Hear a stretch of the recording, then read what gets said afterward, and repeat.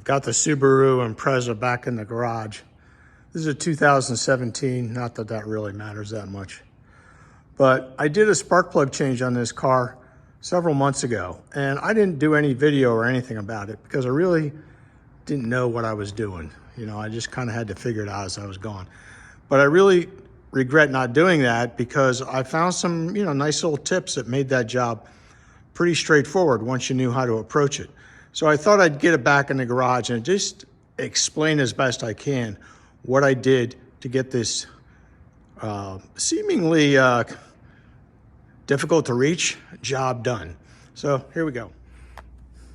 I believe some of the inhibitors I ran into in doing this job are pretty consistent across all models of Subaru because I believe they almost all use the same boxer engine in them. And the way this boxer engine is mounted, the spark plugs are actually right down along the frame rails, which can make access a little tricky. So I'll show you what I did on each side to make this, reachable and attainable. Let's start on the passenger side. This side's a little easier, but let me show you where we're looking. Down, follow the light, down there. See if I get you closer. All right, what I'm highlighting there with my flashlight, I'm having trouble seeing it in the, wait a minute, do that, there you go, down the bottom. There's the coil that's on the spark plug. There's 2 spark plugs on each side of the engine. It's a 4-cylinder. You can see, hopefully, you can see I'm trying to highlight the bolt that holds that coil in place. I believe it's 10 millimeters. And there's the coil that pulls off. So if you get that bolt out, you can pull the coil out. Now what's interesting, if we look down here, notice, see this other wire, notice there's a frame rail right next to it. So that spark plug is right next to the frame rail. So, it could be a little tricky to get tools in there and so forth. I'll try and give you some tips for that. The other plug is just forward of that. Okay, it's also, that one's actually a little easier to access. And what I did on this side is I removed, tilt you back up a little bit. I removed the entire air box, right? Took this off, took the entire filter housing off, and I took this off. That gave me really good access down here. You can see the front coil right down here. Whoops. So anyways, now here's the next tip, because still you have tight access there, getting those spark plugs out of there. Here's the tools I used. First of all, I got a 14 millimeter spark plug socket. Notice this thing is very narrow, right? It's a slim body, right? So it goes in there, and I don't remember. Some of the plugs, I put a single swivel on it, right? Then I could break it loose. Once I broke the plug loose, then what I would do is just turn it by hand and get it all the way out. So I don't have any wrench to worry about getting stuck around that frame rail. Just using my fingers, get it out, pull it out, plug's still in there. Put the new plug in, put it back in, feel, get it in the hole, get her started. Screw it in by hand as far as you can before you put a wrench on it, right? Then you can come in here, hook up a extension to it, maybe another extension if you need to. I forget whether I need to do that or not on that plug, but then I just, snug it up and put the coil pack back on it, screw it in, move to the back one.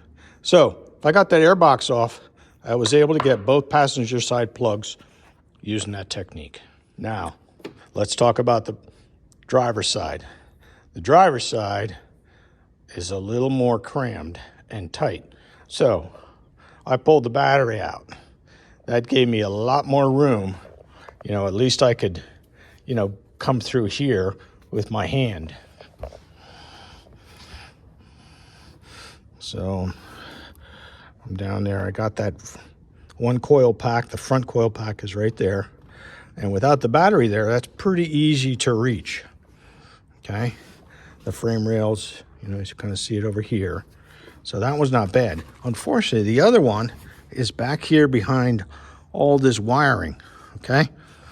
So what I did is, you know, with this battery out of here, you could come in, you know, kind of come in underneath the wires and work your tools that way.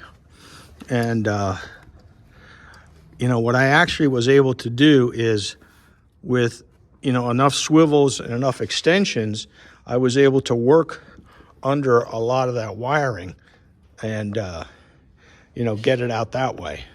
So, and that was the hardest plug. That was the one I was really worried about. What I did with that plug is, you know, I went in there, if I remember correctly, I went in there, I got the socket on the plug, then I hooked the first extension to it. With that in place, now there's wires coming through here, right? If I remember correctly, I did something like,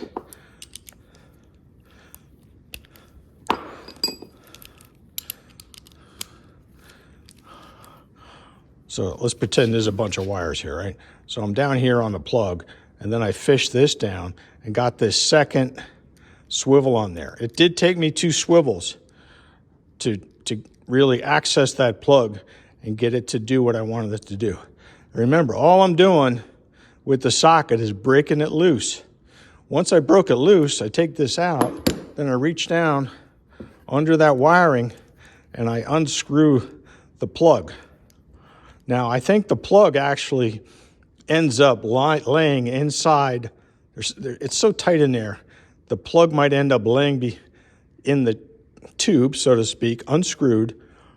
And then you get the socket off, and then I could just reach in and grab the tip of that plug and pull it out. I even did that a couple times. And I'm pretty sure on that particular one, I reached in, I fished the plug into the hole, then I came around and I put this, kind of caught, get the plug going in there, worked it in, and then got it started in the hole.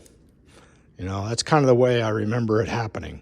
And then when I needed to tighten it, I'd come in here and do it that way. That's pretty much, those are the tips I used, and it worked out just fine. So hope you found that helpful, and good luck.